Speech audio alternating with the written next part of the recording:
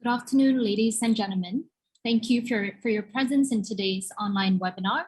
My name is Amanda and welcome to the 11th Indonesian Contemporary Art and Design 2021, or ICAD 11's online talk entitled Anyone Can Design, Even Designers, featuring our speaker for today, Ernesto Oroza, moderated by Yap Saubin, held in collaboration with Institut Français d'Indonésie, or IFI, Cité du Design Saint-Étienne, and École Supérieure d'Art et Design Saint-Étienne. We are glad that ICAD could come back this year in 2021. ICAD 11 is presented by Yayasan Design Art Indonesia. And before we start the talk, ICAD 11 would like to say thank you to our strategic partners, Pemerintah Provinsi DKI Jakarta, Kementerian Pariwisata dan Ekonomi Kreatif, Kementerian Pendidikan, Kebudayaan, Riset dan Teknologi, Artura Insanindo, Grand Kemang Hotel Jakarta, Motion Picture Association.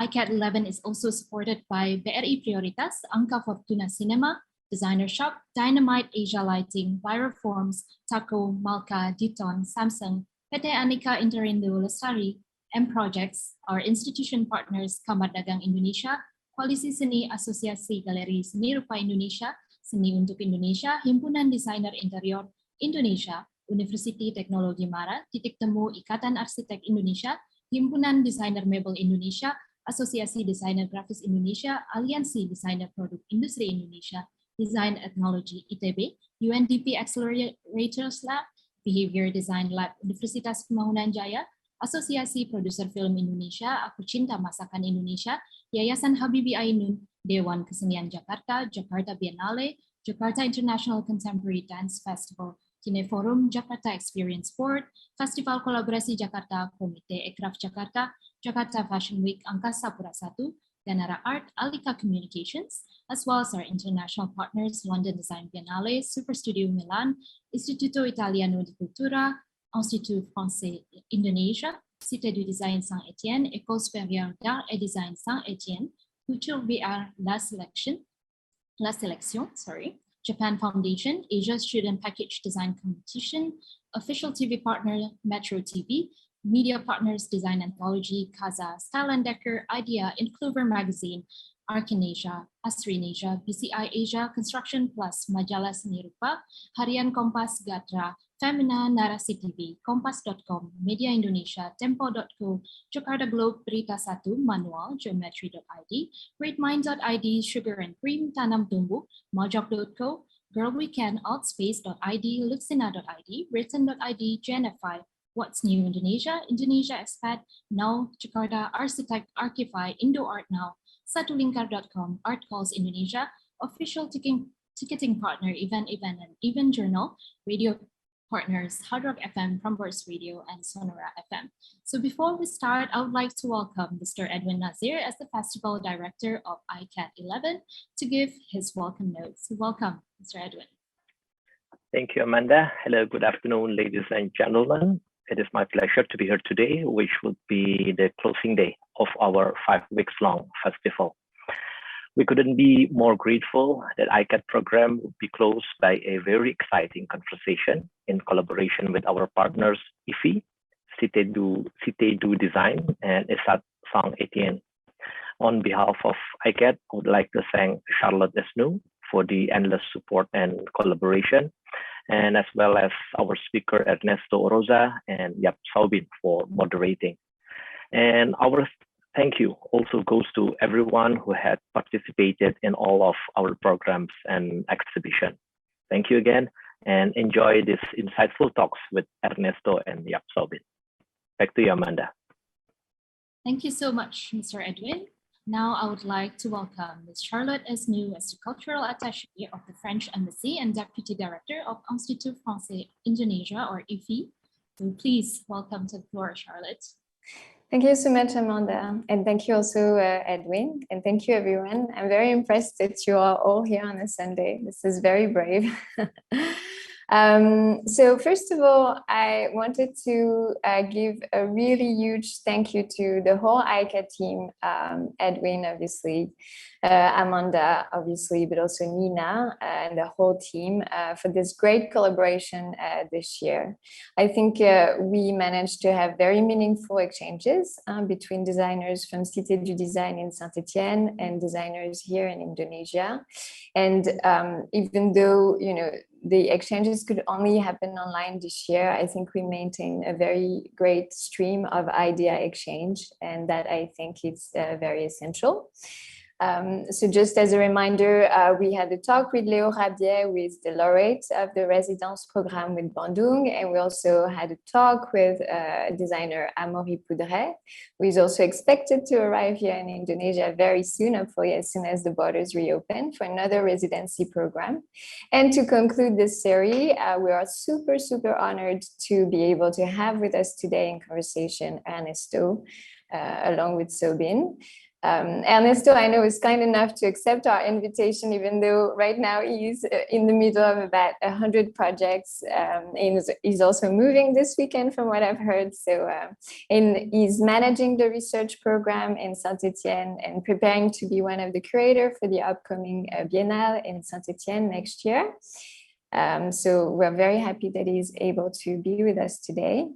And personally, I got interested in Ernesto's work for his collective dimension, you know, especially the work around exhibition, experimentation, creating citizens' assembly to promote public interactions. That is very interesting. And of course, this relates a lot to the notion of collective, you know, that is absolutely, I discovered that essential in the creative process here in Indonesia. So we thought this was a really great match. And as you all know, you know, Ruang Rupa was also chosen to curate the next Documenta in Kassel, Germany in 2022.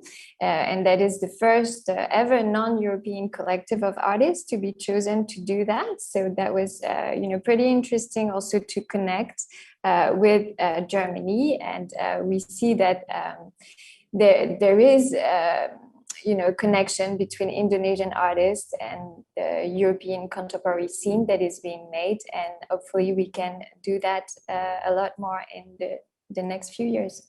So thank you so much, everyone. And I'm excited for this talk.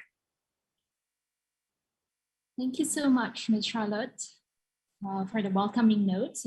It's our great pleasure also for ICAT to be collaborating with IFI, and hopefully this could continue next year. So I would like to welcome now our fantastic moderator for today, Mr. Yap Saubin, to lead the talk. So a little bit about Saubin. He is a conceptual artist, educator, and also curator based in Malaysia. And as Charlotte mentioned earlier, he's also very familiar with the notion of collective, you know, being the co-founder of the renowned Rumah Air Panas. And I'm very sure that you are all in his good hands for today's talk. So please, Saubin, please welcome Saubin and enjoy the talk, everyone. Right. Thank you very much, Amanda. Thank you very much to ICAT and IFI. It's great to be able to host this together with Ernesto. Ernesto was speaking from Paris. Well, without further ado, just let me begin very fast and read very quickly something about Ernesto. So Ernesto is Oroza is a Cuban artist, architect, designer, and author now based in France. A graduate of the Havana Superior Institute of Design and later a professor in both Havana and Paris. And his practice channels the tradition of radical architecture into his own analytical employment of a typology of contemporary objects and productive forces.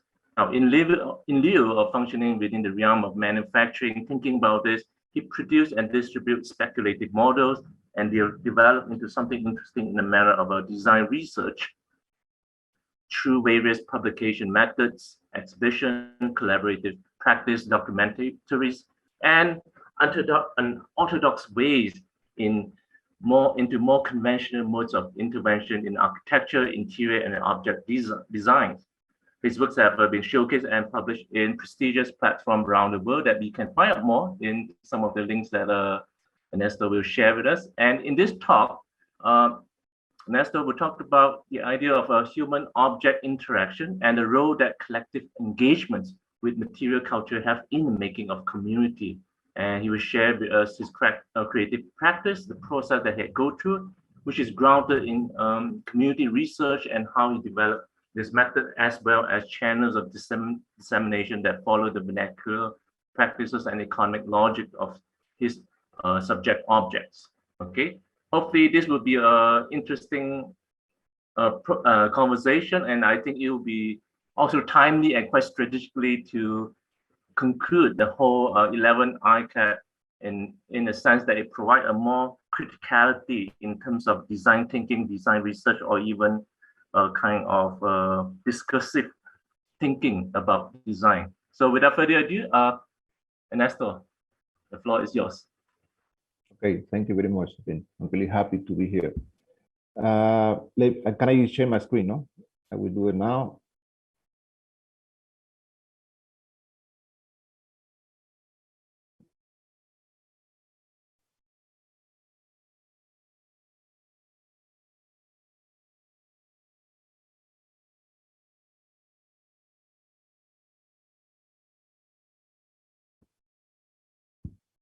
I think it was the first image. Yes, it's good, Ernesto. Okay, good. Okay. I want to say thank to ICAD Jakarta and the French Institute for the invitation. Thanks to Amanda and Charlotte. I thank the kindness of the JAP Sobbin for joining me in this talk. I also thank the International Relations Department of the City of Design for inviting me to this event. I'm speaking to you as a head of the third cycle of the Saint-Étienne School of Art and Design, and as editorial director of Azimuth magazine. I'm Cuban. I was born and lived in Havana.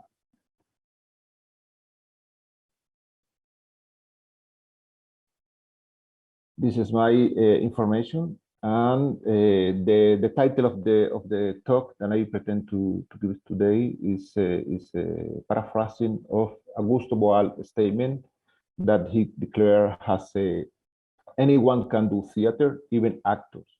In the case of Augusto Boal, this Brazilian man of theater, he was producing criticizing the social division of the work, and he was trying to push actors to open his practice to other ones. I think this statement from Augusto Boal can be translated to design practice, and my presentation today is a little bit around this idea of the designer. We are no more the only voice to talk about form and function, and we need to open the conversation, to open the practice to everybody inside community.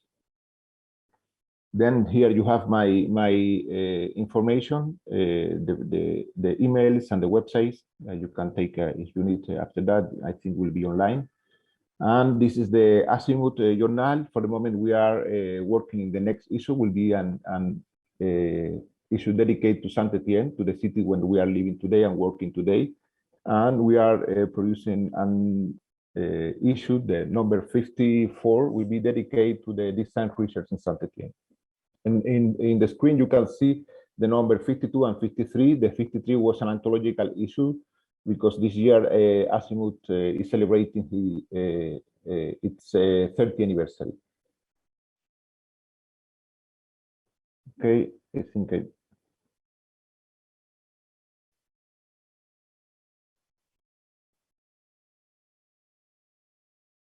okay, I have no particular interest in defining the limits of my practice, but I have operated as an artist, designer, researcher, curator, and teacher. I lived in Cuba for 39 years. Then I lived for 13 years in the city of Aventura in Florida, and I have been living for a year and a half in Saint-Étienne, France. I repeat that I am not interested in defining my practice, but in the last few months, I have tried to put into perspective those works and research that could be reviewed from design research point of view. Let me explain. In the last decades, there has been generalized proposal about the existence of at least 3 ways of researching in relation to design. I will simplify to explain. The first is the research that designers do before the design of an object. Ergonomic research, for example, for facilitate the use of an object, or research on technical principle of the object in question, telephony, for example, if you are doing or you are designing a cell phone. The second form of research associated with design is carried out by cultural critics, journalists, historians, sociologists, anthropologists on the practice of design, the life of designers, their methodologies, movement and trends, technological discoveries, and social relationships, etc. The third is that research that study the meaning of design practice, its social role, how design participates in relation of production. This last variant occupies most of my time and research. The term used to name this practice is design research. When its work is coherent, it can be understood as a radical design. That means if you are all the time questioning the sense of the practice, if you are doing in the coherent way, if you are doing in the consequent way, your approach to design research need to be radical. Need to be every time a way to start again the conversation about what is the role of design in society. It can also be assumed as a way for political commitment from design. If it is done coherently, it will be the means to question and denounce the role and negative impact that design has played in colonial process, extractivism, and environmental pollution, just to name a few. On the other hand, it will be the practice that, in my opinion, should open design to public debate and fight elitism. In recent years, I found an echo between what I believe design research should be and the David Graeber definition of an anarchist ethnography.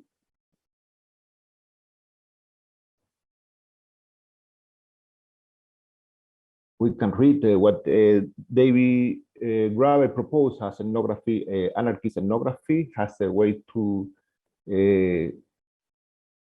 say when one carry out an ethnography, one observe what people do, and then try to tease out the hidden symbolic, moral, and pragmatic logics that underline their action. One tries to get at the way people habit and action make sense in ways that they are not themselves completely aware of. One obvious role for the radical intellectual is to do precisely that, to look at those who are creating viable alternatives, try to figure out what might be the larger implication of what they are already doing, and then offer those ideas back, not as a prescription, but as a contribution, possibility, as a gift.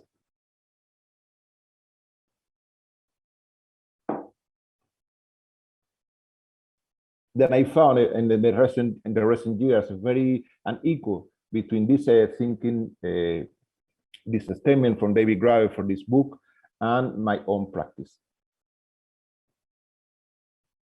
I will mention now four of my main projects developed in the last 20 years. I will start with Architecture of Necessity. This is a research developed in Cuba from 1997. It is analysis of dwellings or housing transformed by their inhabitants to adapt them to the family new needs. The term architecture of necessity appeals to the house or the building has a scheme, has a diagram that put in relation the individual, his individual and family needs, and his legal, economic, technological, and intellectual resource. Then for me, the house of the Havana in this period in the 90s, because people was trying to confront the economic crisis of the 90s, people decided to transform the house to host the growing needs of the family. Because the no production of housing by the government in the last 60 years, all the Cuban house was divided many times by many families to host maybe between 3 and 4 generations of inhabitants. Then the house is divided in the horizontal and the vertical, and all the time producing new entryways, new balconies, new water connection, new electricity connection. I started registering and writing and documenting this process from the 90s until today, and following many of these houses for many years. And I'm trying to elaborate arguments, to talk with my colleagues, with architects, with other people from the city, to respect this production, to learn from this kind of production, and to understand they confront, there was very sincere founding solution to respond to the needs that we had in the 90s. Then for me, the term architecture of necessity is a metaphor, is understanding the house as a diagram that put in relationship the individual with his needs or her needs, and the resource that this individual has. Could be legal resource, a technological resource, economic resource. Then I elaborate many ways to have conversation with my partners, with my colleagues. For example, it's a collection of 80 slides that I produced during the 90s. And some moment I decided to cut the slides in the half and change the position of the slides to accelerate the process of transformation. In Cuba, there is from the side of the many architects, there is a very nostalgic approach to the history of the Havana. There are a paternalist or nostalgic approach to the patrimonial value of the city. They are feeling that people are transforming the house, people are mutilating the houses. In my opinion, this approach is not really important today, and the most important thing is what happened, how these cities adapt to the new needs of the population, the new needs of the people. Then I elaborate many models, many maquettes or ways to talk about that, to accelerate the process of the transformation, for example.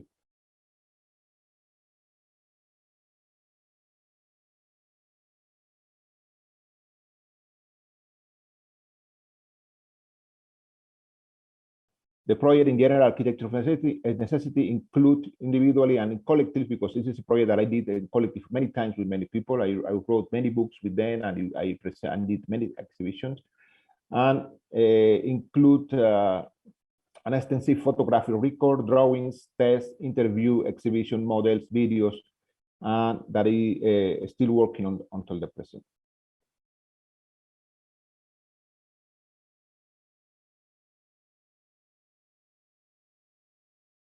The second project is technological disobedience. I use the term to put together a group of practices that Cuban developed to survive the impact of the interruption of the economic relation with the Soviet Union and the socialist bloc in the island. And when Soviet Union disappeared at the start in the 90s, the economic relation between Cuba and the socialist country of the east of Europe disappeared. And in the period of 1 year, maybe less, all the condition of the life in Cuba was totally interrupted. We don't have electricity, we don't have food, we don't have any means for transportation, we don't have petroleum, we don't have anything. The life of the people was totally affected by this phenomenon, and many solutions appeared from everywhere. The only solution that the government had in this moment was to publish the first book, the Book of the Family. It's a book to help the population to find solutions, to repair, to make food, to produce medicine using plants, and different of the solutions that they found in Popular Mechanics journal, magazine, and many other journals that you can find around Latin America in this moment. The second book that published in 1992 was published by the same editorial from the government, is a compilation of solutions that people send to the editorial during the period of 1 year. Then the second book, Con Nuestros Propios Esfuerzos, is a compilation, is a manual full of real instructions that people send to the editorial house, to including material that we have in Cuba, including tools that we have in Cuba to survive the economic crisis. Then I use the term technological disobedience to put together a group of practices like repair, reuse, a kind of reinvention that people develop in the 90s to confront every needs and every aspect of their life. This was the same for to repair objects like the chairs, to make the rickenbillies, this bicycle with a small engine adapter, transformation of the house. This device in the corner left is a charger for non-rechargeable battery. It's a small device that somebody created to recharge the battery of the watch to activate the device for his wife, because his wife was deaf, for example. Then many of these solutions was created for the people reusing objects that we have in the island in this moment. Sometimes this object was very standard, the material used by the people was very standard, and this facilitates the communication because everybody has the same object in the house. When somebody learn how to use one of these objects, other people learn with them. Was the case of the monoblock plastic chair, very common in Cuba in the 90s, and people in some moment decide to repair the monoblock plastic chair, repairing at the same time the metal structure chair that was common in the school in the Cuba. This repairing televisions, set televisions, doing lamps, for example, with kerosene lamps to confront the blackout that we was living in the house. And different ways to produce cups and material, because everything was really affected by the economic crisis. There is no shops, there is no place to buy materials or objects to confront the need. This is a fan repair by somebody using this telephone. In the base, I use this argument to talk about object of necessity. It's an argument that I use to talk about this production. And this person, for example, he never was thinking about the telephone has a and the rhetorical value for me as a designer. When I found the object on the street, I was laughing. I was surprised by the image. I was thinking about Dada, about collage. But the guy that made this repair process, he was only thinking about the physical quality of the object in the base. The telephone was similar to the original base of the fan. Then he only put together both elements to do it. These are some of the books that I produced in this period in Cuba, in collective or individual sometimes. At the same time, I designed by myself some furniture. I did this to create a space on a solution for different exhibitions and a space that I produced during the 90s. Then the third project that I want to talk is repair. I'm calling Repair Has Rupture. It's the last stage of my research on technological disobedience. It's an archive of 80 spare parts that manufactured by Cubans in their home, which I have mediated through a hand puppet theater.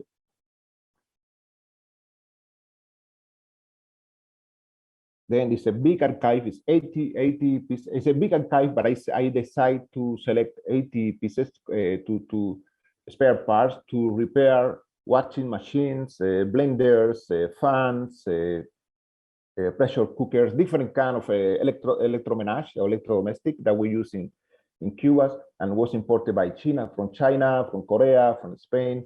And because the spare parts was never imported by the government, Cubans decide to copy, to replicate the spare parts and to start selling this on the street, on the market, and black market. And sometimes using very clever and very collective solution. For example, to put the name of the brand inside the spare part. You can see in these little pieces how you see the Philips or MAN, different brands, Aurica in the case of the black pieces.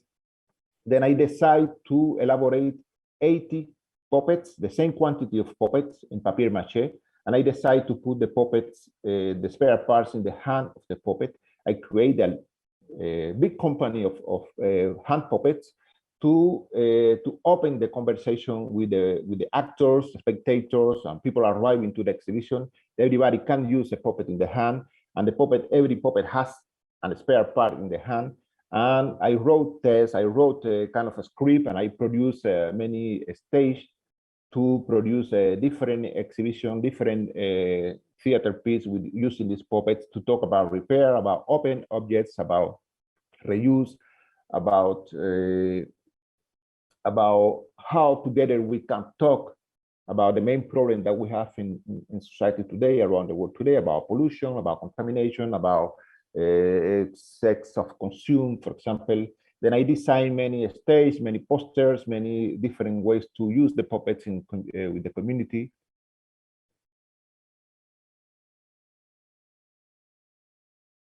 And the project had been presented. I showed the project for the moment 3 times. The first time was in Havana in 2018, inside French Alliance in Havana, precisely. And the second time was in Socrates Park in New York. And the third time was during an exhibition. The fragment of the project was shown during an exhibition in Germany. This is the new evolution of the project. I'm now collecting puppets made by Cubans, and I'm just joining every hand of the puppets this plastic piece that is used for the pressure cooker. In this case, it's only one kind of spare part, but I'm trying to collapse or to put together an archive of puppets and an archive of spare parts. Everything is made to have the conversation, to open the conversation with the people and to try to talk together about repair, about reuse, and about the practice of design. Then the fourth project is generic object. When I emigrate to the United States, I began other research on various issues, especially on those productive practices that immigrants developed to confront urban regulations, social inequality, and precariousness. In collaboration with Jim Moreno, an artist and writer from Miami, we published several essays on health, many exhibitions. Notes of Maison Moiré, for example, is a book published by Cité du Design, collecting some of these essays. We did many exhibitions, many objects for some institutions. We worked together with the dancers, filmmakers, other artists in Miami for a period of 13 years. We published this book that I showed you before, and we work a lot with the Influx Journal. The journal, we publish several articles with them, and at the same time we try to develop a new kind of publication we call the tabloid. I showed the link when in my first image presentation. And this project tried to contaminate, to open the conversation, and to contaminate the curatorial project. We use the tabloid to invite other people to participate with us in the exhibition. And normally we use this tabloid as a wallpaper to engage, to produce an environment, and inside that we collect or open space to introduce other artists or designers. Then correct share. I would like to conclude with that. I would like to summarize the project that we are preparing for the next Biennale of Saint-Étienne. As I have already said, I'm interested in promoting public discussion on the role of design in society. For this purpose, we have conceived our exhibition as an space that allows to host and to fit the needs of our program for public activities. We are organizing workshops, forum theater pieces, 2 days, public debates, video programming, publication launchings, among many other things. We are now elaborating the big program for 4 months during the Biennale, and we are adapting our space of exhibition not to put objects on pedestal, but to create conditions to host this program. I like to collapse the limits between the curatorial activity and the space design. Then every time when I design in the space, when I decide in the element that I will include in the space, this display for me is a part of the curatorial activity. Then in this case, I decide to invite some artists and designers working on design research around the world. For example, we invite a design collective, a Russian collective of artists, philosophers, poets, Stodielat from Russia, and they will be elaborating with a student of the ESAT and the CIDRE a didactic mural pointing to the productive history of Saint-Étienne. This piece will be a mural of this space of association that we are creating, the main piece in the world. At the same time, we are inviting designers as David Denon, El Último Grito, Manuel Raeder, Ugly Q, all of them doing design research for many years and developing objects, sometimes with industry, sometimes publication, sometimes some kind of performatic activities, and they will help to integrate the object that we need to use in the space. as I show you, I explained before, I don't want to show the object as a design object put on pedestal or creating a condition to only to contemplate the object. I want to use the object in the space, and the object will be facilitating our program. One of the protocol that I'm opening for this exhibition is this idea of the corrected shares. Cubans, for the last maybe decades, they are trying now to avoid to prepare the share, the monoblock plastic share. Then they are finding solutions to correct the share. It's a kind of prophylactic approach. They are creating conditions to, they are creating solutions to reinforce the structure of the share. The cost of the monoblock plastic share in Cuba is almost the cost of the salary. It's the same quantity of the salary. And there is not too much options for the people. Then when somebody is buying a monoblock plastic share, correct the design of the share before the share is broken. Because we know everywhere around the world, because this share is everywhere around the world, we know everywhere this share is broken very easily. And the share in some way, we can say that the share is a vector of this kind of fragility, this kind of sacrifice of the structure. Then I'm proposing to subvert, to change this approach. I'm trying to use the share as a vector to distribute, to disseminate, to divulgate vernacular ideas. Then I decide to invite many designers and creators from different parts of the School of Design or in France and everywhere to produce a new solution for the shares. And for example, developing this idea of the share can be a vector to transmit this idea. I think I'm totally convinced that the standard standard objects are working as a vector. When you are living in needs, the objects, when everybody has the same object, everybody is learning together how to use this object. Then in some way, the vector, the object is a vector to transmit these ideas.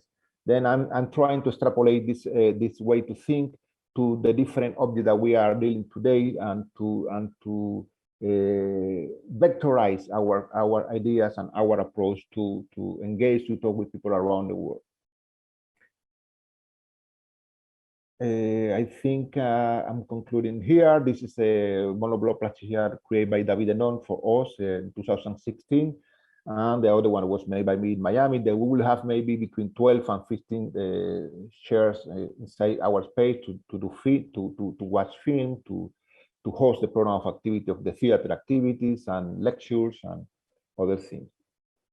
I think I conclude here. Thank you very much, really, for attention. I'm really happy to be here. I'm totally open to discussion with you and to respond some questions if you want.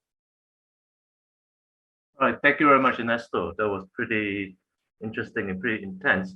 While we are waiting for any question coming in from our participants, and so you may type it into the Q&A box of this Zoom link.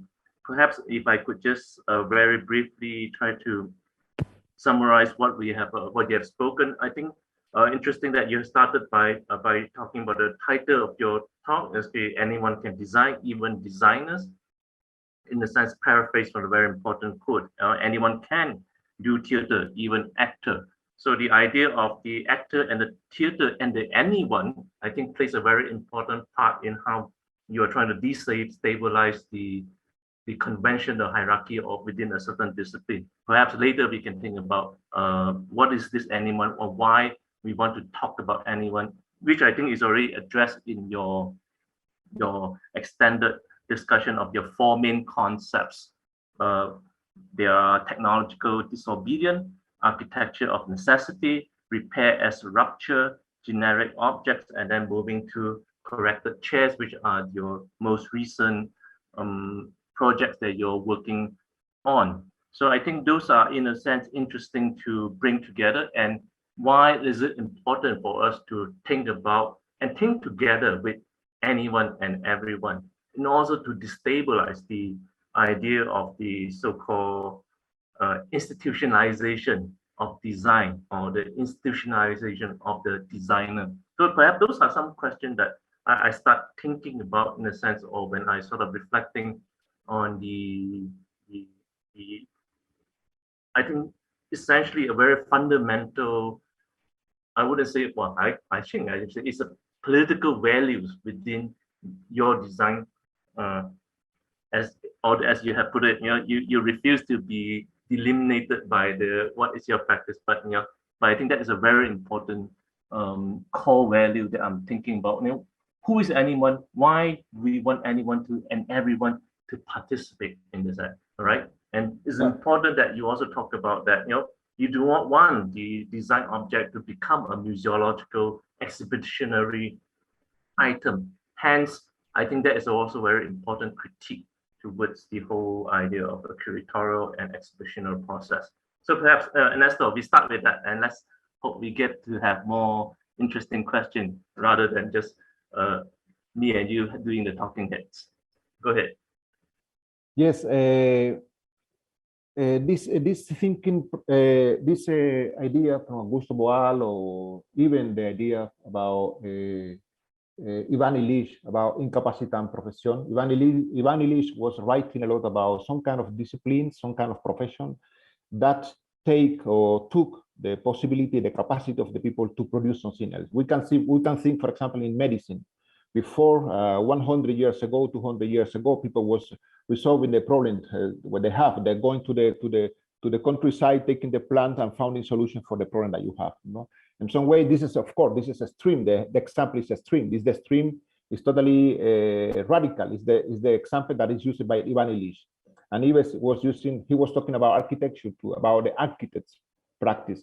Now it's to produce your own house. In some places, yes, of sure, but everywhere you have a lot of regulation, coordinating, asking for permits, for a standard, to produce your own house. When you lose the possibility to make your own house, your own object, you are not only the legal possibility, legal permit, but you lost your capacity to create something for your own hands, your own mediums.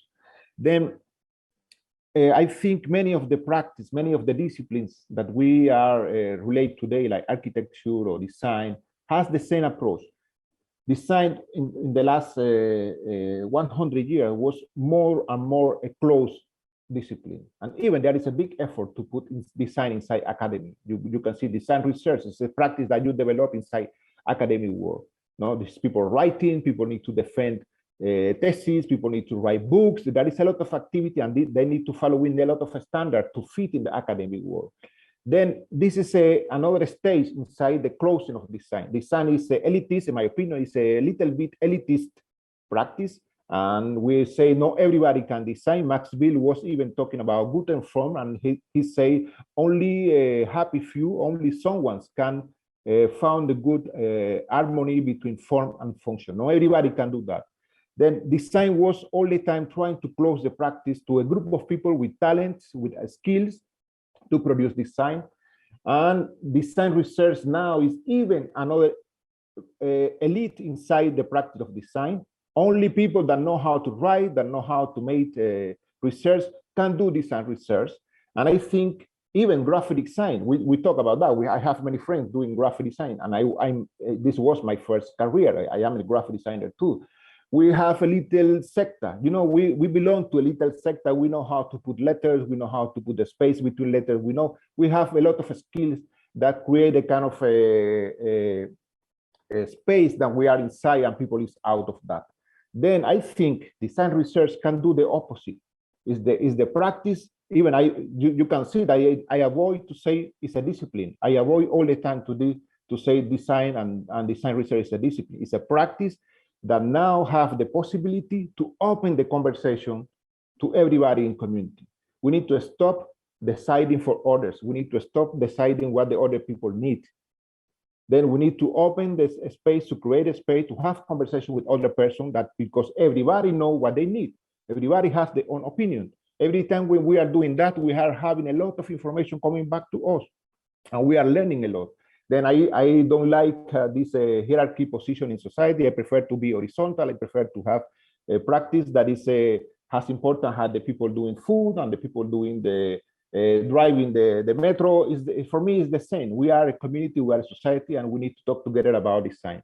Then I'm pushing the conversation in this way all the time. When I talk to anyone, I'm talking my mother-in-law, for example. When I finished the School of Design, I was thinking, okay, I want to be the first Cuban radical designer. I was in love with Ettore Soxas, Andrea Branzi, the Italians, for example, no? The very important graphic radical designer from Italy. Then I was doing drawings every day in the morning, a lot of drawings.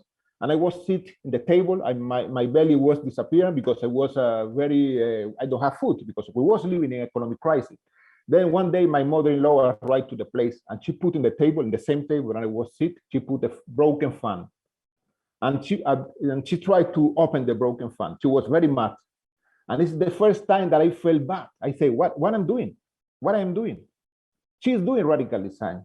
She's confronting our needs. She's opening the fan. She's trying to repair the fan. For me, was a starting point, was a learning moment. And I stopped I stopped doing drawings only for me. I'm doing the designing furniture that nobody asked me. I was trying to find new ways to put the legs with the seat or the back of the chair, trying to create an experimental chair. I was thinking that I was doing that, but I accept in some way the challenge of my mother-in-law, and I decide collecting, registering the activities in my own house, and my neighbors, and my country later. You know, I did that. Even I recognized that my practice was totally schizophrenic. I was, for one side, doing this sketch, this beautiful furniture with the using colors and things, and for the other side, I was doing things to survive in my house because I was helping to repair things. I was inventing foods. I was doing many other things. Then I decided to put both approaches together to disappear this break between my dream and my practice. No, I want to do that. Then I start doing design research. Then for me, design research was a way to go in politics too, to understand my role in society, to understand what was my position and what can I do. But what I did was to create terminology, concept, ideas, to talk with others, because the conversation in this moment was really mad. The government was asking to put this conversation as a problem of taste. No, these poor people has a problem of taste. This is quiche. No, I started talking about needs. The most important things was the need, how people was understanding what they need and how was they confronting their own needs. And it's the same for me because I was living in the same condition. I was not living better, no? And my son, even my first son, was born in 1992. Then I was like a lion fighting the food on the street for them, for the family. I was living in this condition, but at the same time, I tried to put my brain out to think from out to understand what is the ethic approach in this practice in this moment. No, I don't know if I respond, but anyone is, even me and you and everywhere, no? Everybody, everywhere. Thank you, Mr. That was interesting in a sense. I think the closest radicality that we should pay attention to, in fact, comes from everyday life and the people that we live with, and to pay attention to the kind of the radicality out of necessity and how we could actually use that as part of the way, as you put it, a kind of vector in thinking through or work with where we any situation that we have.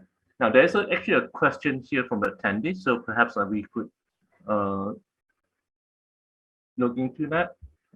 How does the internet and social media platform play roles in the idea of anyone can design? I think this is quite similar to something that I was thinking about as well. When you talk about technological disobedience and out of necessity, could some of the ideas that you actually have been developing or you have been thinking about able to, or in what way can that can we work with that kind of approach to engage, talking about Web 3.0, the internet and social media?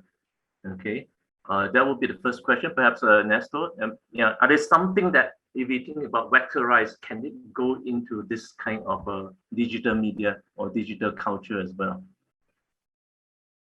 Yes, I think I don't talk about that. I don't present this research, but I'm doing a new research about Cubans using digital media, for example. All the time.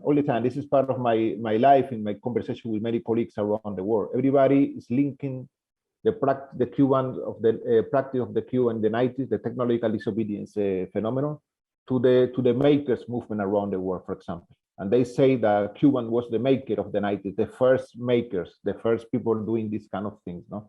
And all the time I propose the order. I propose the Cubans practice more close to the hackers movement, because we decide to open everything, to change everything from inside. Makers, for me, I don't have any problem with makers. I have many friends doing this kind of practice, and it's very interesting too. But in some way, I'm not sure we are, from the maker point of view, we are changing the relation of production. We are changing the way that we have many problems for today in pollution, for example, and contamination. When you put a CNC machine inside your house, in the neighborhood, and producing a lot of noise, you are adding new layer of sound on the city, a new contamination about pollution, about sounds in the city, and people is discarding plastics and 3D printing 3Ds, putting many contamination to them. There is a lot of problematics that we don't know how we can confront today.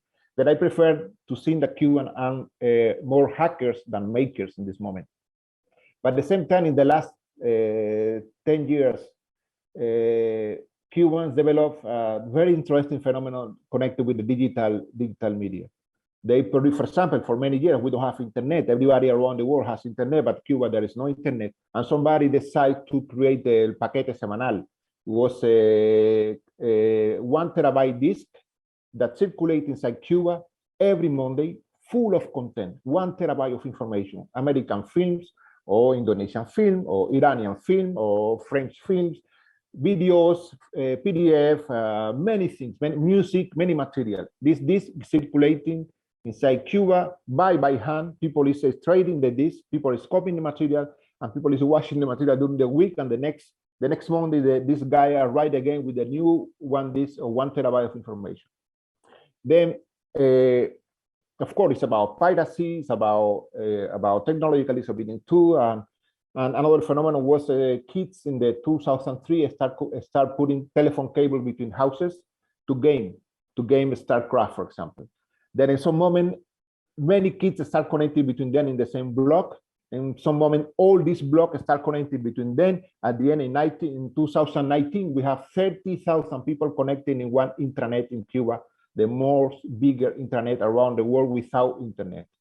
And they was sharing information there, connecting, and everything was free. The kids that started in 2003, they went to the university, they did career in informatics, and they returned to the net, to the intranet. The name was SNET, giving new information to the SNET and helping the old people and the new people to training in the use of the computer. You know, this in Cuba, the technological disobedience approach is everywhere. Is in the real life, in the material life, but it's the same in the digital space.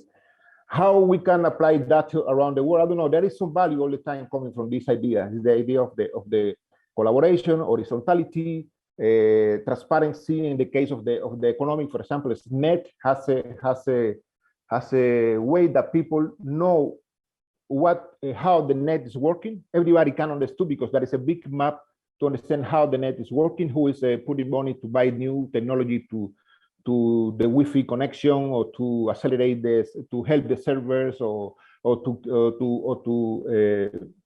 magnify the hosting possibility, for example.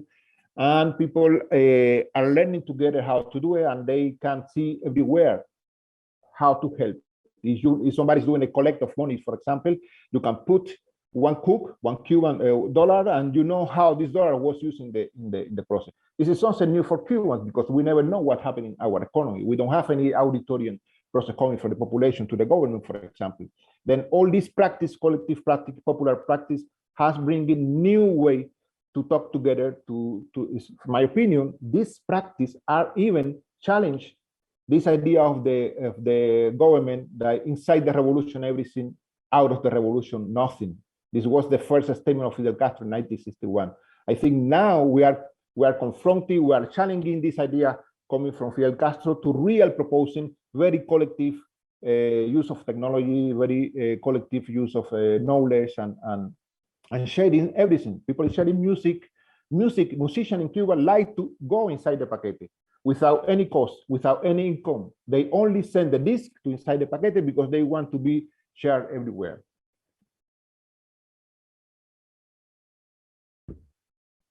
Oh, interesting. I think I was thinking about some discussion they do with a decentralized autonomous organization and whether that would also bring in a certain way of thinking about how, and you have to differentiate this difference between the hackers and the makers, and I think the old school way of thinking about the white hat and black hats as well.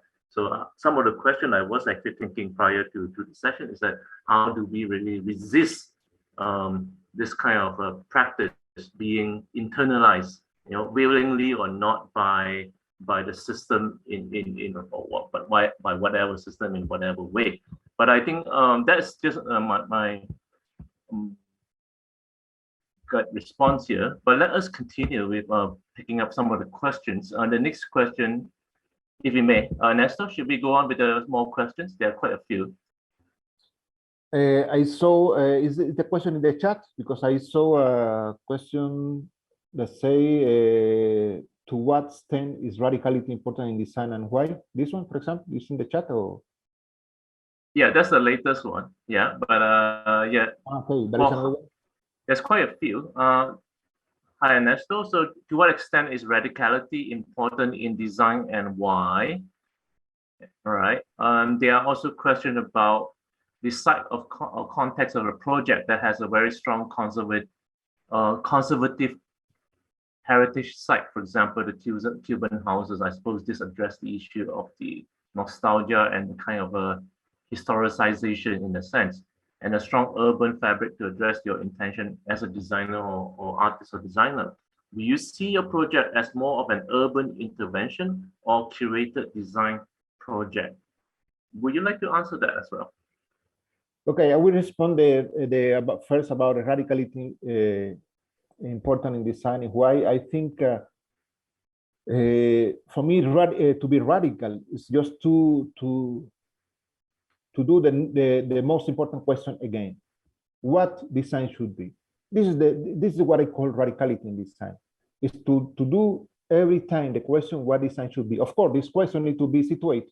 We need to understand now in Saint Etienne, when I doing this question inside Saint Etienne, the question is taking another problematic indicator. It's everywhere you are. When you are in Cuba, what design should be inside Cuba in this moment? You know, need to be linked to the context, need to be linked with the community that you are participating, and need to be with you, who you are even, no? And I need to say, I'm white in Cuba, I'm white in America, I'm Spanish or other kind of things, you know, and a man, and in some way I was we can say I was part of the privileged sector of the society for sure. And I need to consider every time what is my perspective, what is my point of view in this thing. This is for me, it's a part of the radicality. I need to start from the scratch about think about design today. Then I'm talking about radicality in this way. It's not about radical things like it's not about the result of the radicality in the history of design. How the radicality look. It's about to be radical, to go to the roots, to start again from the 0 point, to think together how design could be important in society today. And the second question that you give me is about how can I consider my practice in relation to the city, no? As a urban intervention. Okay, I think even having a talk with an architect, for a group of them, I love to go there and to talk with them. When I start talking with architects in Cuba, because this is not my background, I'm an industrial designer and graphic designer. I'm going inside architecture to write a lot about that, but I'm not really, my background is not architecture. Then I need to learn how to talk with them. They was a little bit conservative in relation to Havana. Havana is a beautiful city. I love Havana. This is the city of my dreams. You know, I would like to be there all the time, even when I don't have any nostalgic approach to Cuba or to Havana. Then what happened was, for example, I would put the dust of ruins in Cuba. Everywhere you can see buildings falling down, and you can see dust of ruins everywhere. And there is the same people, the same architects that are very sad because this destruction of the city. They think, okay, the population is destroying the city. The government say, okay, don't care. It's the bourgeois city. It's the bourgeois city that is dust now. I don't care. It's the bourgeois city. People in Miami say, okay, the government is destroying the city. Everywhere is dust of ruins. Then everybody has the same perspective. The government, Cubans in Miami, architects in Cuba protecting to try to be conservative with the patrimony of the city. For the other side, you have people in Cuba collecting the dust, putting water and cement, and doing a new bathroom.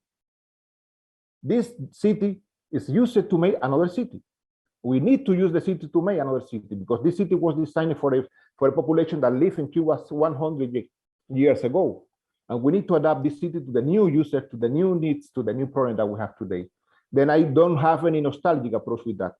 For me to talk with architects about that was part of my career. It's part of my practice to have this conversation with them. It's not to convince them, just to give some argument, just to open the conversation with them. Sometimes I did some kind of exhibition with this kind of material. Sometimes I produced books. Sometimes I did a urban intervention. I did many things. It's in relation to the needs of the project in this case.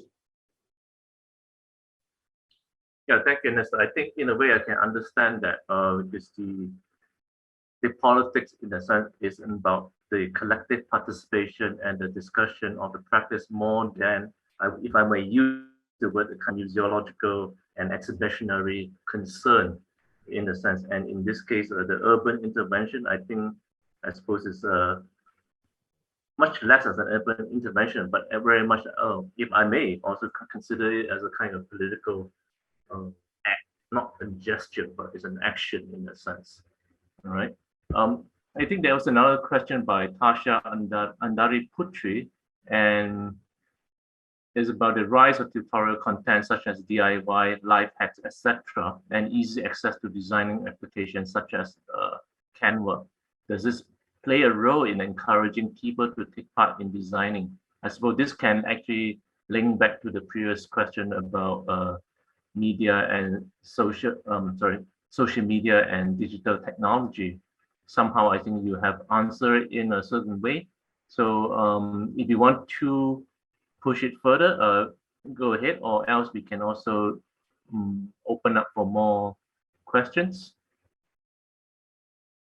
Yes, I think I mentioned before. I think it's could be this approach could be extrapolated to. This is not Cuban approach. It's approach everywhere. You know, the same thing is happening everywhere. It's only what is our relationship with the people around us, creating things sometimes better than us, and how we can vectorize this production and to communicate this production to others to learn together. This could be inside the digital work, be inside everywhere. I think we need to learn. I talked with you before about that. I think the strange things that happen today is we are thinking that only there is people repairing in the Caribbean, or in Africa, or Latin America, or in Indonesia. You know, no, we need to repair everywhere, and this was part of the process of design. This was part of the use value in design and the history design. When you look inside the Ulm school history, for example, in Germany in the 60s, Google was designing radios, and this radio in the back of the radio was transparent, and you can see a manual inside, and you open the radio and you take the manual and you repair your own object. And when you look inside the cost of production of the radio that Google did, the student need to, the working with Google need to calculate the cost of the spare parts in the same things. Then we need to produce a spare parts. If we are selling an object, we need to sell spare parts for the people, and we need to facilitate the access to the people to the object. Of course, this is happening a lot with the Apple, for example, but Apple is trying to create a strange situation. You need to go with them. You need to pay the log by the disc. You need to. Sometimes I remember I had a broken Apple computer, and I went back to the factory, by the lab or the place to repair, and they give me a new disc, but they don't want to give me back my disc. No, I give you the new one, but I need to keep yours. No, why?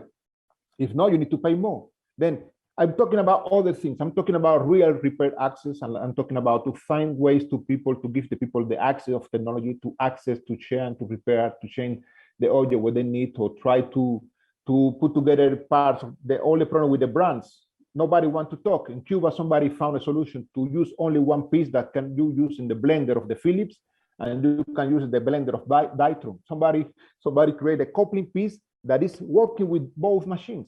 Why? Why Philips and Daitro don't do that before? Why?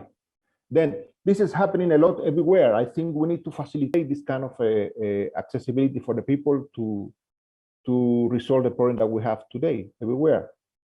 And had I said, the Ulm school, this was part of the practice. In some moment, they found solution to put together two pieces of plastic. Then, as I told you, it's not somebody, a mad person thinking, okay, I will close the object forever and nobody will know anymore what happened inside the object. No, what's a part of the production line? Somebody want to facilitate the way that two parts of the plastic was together, what a coupling together, and they create something that is impossible to open again. There is no more screw. There is only you need to press to put out, and maybe you are broken the piece, like you know, these kind of things. How we can open this? Then before was like that. Now it's look like it's activity that we are doing only in the Caribbean. It's my things. And Charlotte is asking me about the curatorial project of the Biennale. I would like to move forward with that. Is possible? Yes, that's right. I think that could be our final question to you, because I think it's also important. But I think if I can just very quickly wrap up in that sense, I think it's important that you talk about the idea of vectorizing in a sense, and the issues of scale, how from ethnographic studies of what you have done with the Cuban communities, and how that can reconnect to the people of different places in the world. And I think I can see where you're trying to get to, in the sense that the role of the design researcher is actually researching the kind of practice by everyone, by people, and how to facilitate those actually knowledge that make it accessible again to everyone.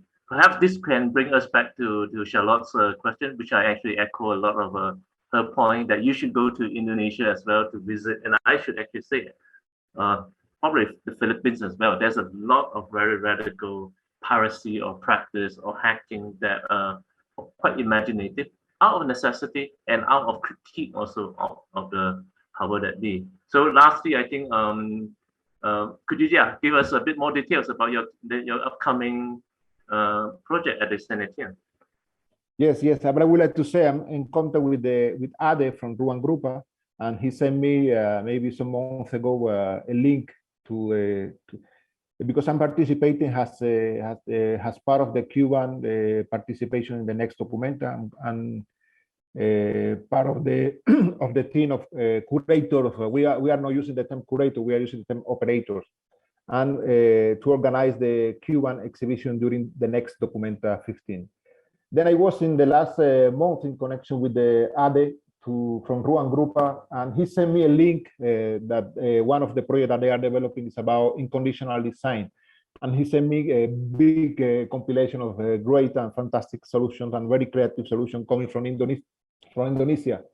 And they put together in this blog or website, and I was looking into maybe 2 weeks ago in that. Then in the case of the next Biennale, the general curator of the Biennale asked me to work about the topic of production. And for me, this question was arrived to me in 2020, almost the same month that I arrived to Saint-Étienne. And for me, it was impossible to do. I don't like to be a parachute. I like to be inside really in the group to understand what I'm doing. Then I decide don't do an exhibition about production specifically, but about what is production for design research. And this is another question. What is production for us? It's a book, it's an exhibition, it's an object sometimes, it's a program of activities. Then I decide to appoint to the problem of design research in Saint-Étienne. We have a small place, exhibition space at the center of the Biennale. People will arrive without cost. The good things that people don't need to pay to be inside our exhibition. They need to pay to go to the other ones. But our place, they can arrive freely without pay. And I decide, because of course it's an exhibition design, it's an exhibition event. I would like to keep some kind of traditional ways to relate with design some way. And then I invite Manuel Raeder, David Enon, El Último Grito, Ugly Cutes, and they are collective working on individuals too, working in Stockholm, London, France, other places. Yes, unconditional design. Yes, this one. Hello, thanks. and to select one piece from them that will be used in our place. For example, we will have an accumulation of Azimuth's journal, and we will have an accumulation of La Navette. It's a new journal that we are doing for the Bienal, and we need to have a shelf, a big shelf to do that. Then I was looking for objects that I can use to resolve this problem. Then I appointed to Manuel Raeder, is a German graphic designer, creating an interesting furniture to host his publication activity. And I invite David Enon and El Último Grito to create that they are creating lamps, for example, to habilitate conditions to different functions that we have inside the space. Then we are putting design inside the space, but we are using the object as part of our activity and related to what we need. We need to change, for example, all the time the lamp from one place to other place, because we have sometimes film program there, need to be dark, some place, and the space is not easy to divide. Then we are taking lamp that we can change from, was designed in this way. El Último Grito designed a lamp shade that you can just remove and to put on the plate. Then every element, every object that we are including in the exhibition is responding to our needs and is talking together as a design research project. Then I use the metaphor of design, of the interior design. I'm using the idea of the interior design as a metaphor. I was pretending to do a worker, like a Rodchenko worker club. This idea of to have a space for association for workers, for example. Then how we can design this space. Then I use the metaphor of the interior design project. When you are designing a space, you are selecting the floor, you are selecting the curtains, you are selecting the furniture, you are deciding how people circulate in the space, how the illumination is working. Then I replace all these elements by design research problematics and solutions. Then this is what I did. I'm using design research. This interior design has a way to put together all these elements in the space. Then the program is taking now 4th month. It's a big, huge program. And not all the time the activities are talks, or sometimes it's only drinking coffee every Wednesday to talk together about something, a specific topic. Sometimes it's a field program that is curated by Tiffaine Casitani, and very important design researcher from France. And we have, for example, many workshops by Benoit Berriat, Stodelart, many groups coming and working with us during the first month of the Biennial. Yeah, I don't know if it's enough, but this is our plan. Wow, well, it's not more than enough. I think there's a lot, and I think I wish we can find ways to learn about, or to get to see all these projects that you're talking about. Perhaps I think you have begun by sharing some of your websites and things like that.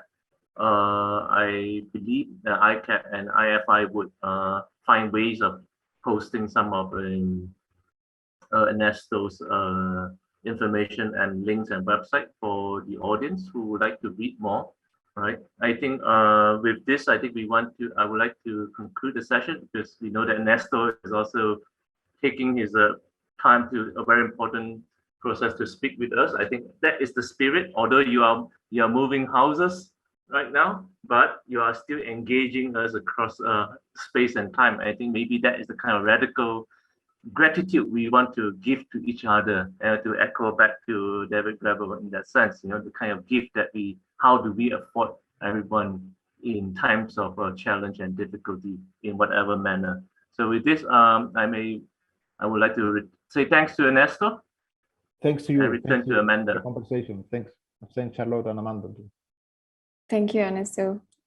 And thank you, Sobin, also. Thank you so much. Ernesto and our moderators, Albin, also to Charlotte and Edwin for being here today. As Charlotte said, it's brave to be here on a Sunday, and know that all of you are very busy. So it's our true pleasure as ICAT to host this talk with all of you.